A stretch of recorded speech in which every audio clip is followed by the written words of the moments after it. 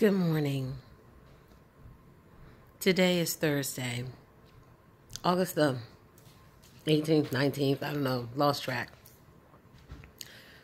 Are you listening to this tomfoolishness that's going on in the Oval Office? You know, I'm just sitting back and I'm just going to watch the shenanigans. Shenanigans!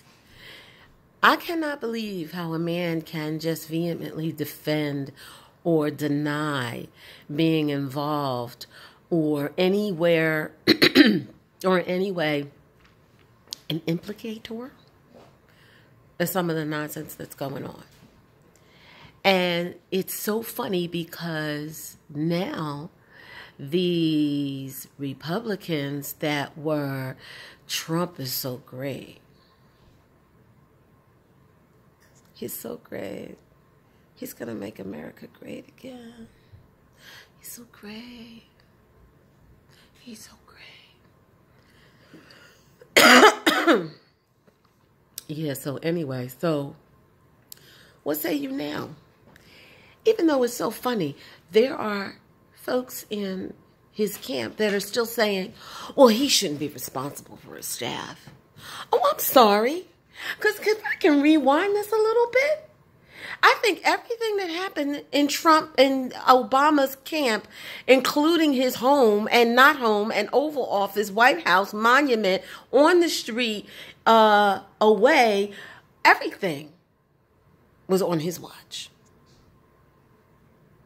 So is this not a double standard? Is this not what I was talking about earlier when I was saying about unconscious bias and how people are treated differently and disparate treatment, and how we African Americans, and not just African Americans, because it's not just African Americans, but I'm speaking as a black woman, see it every day and think it's really just ironic.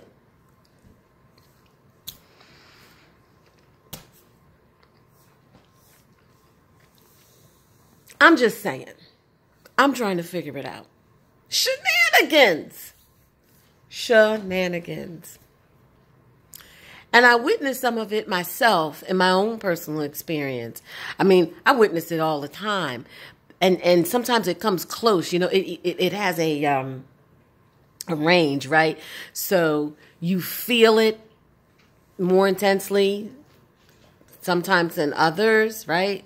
So, yeah, so I feel it more intensely sometimes than others. And so, like yesterday, I felt it and I was ready to go through the roof. Not today.